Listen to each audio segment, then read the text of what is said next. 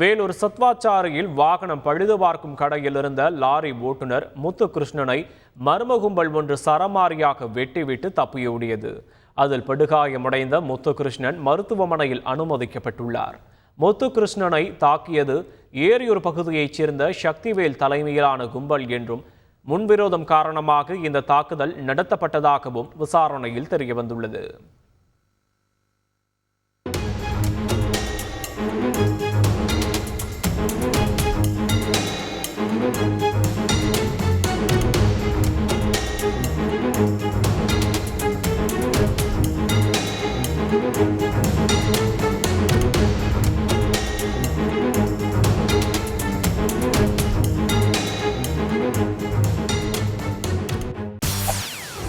செய்திகளை உடனுக்குடன் தெரிந்து கொள்ள உடனே சப்ஸ்கிரைப் பண்ணுங்க.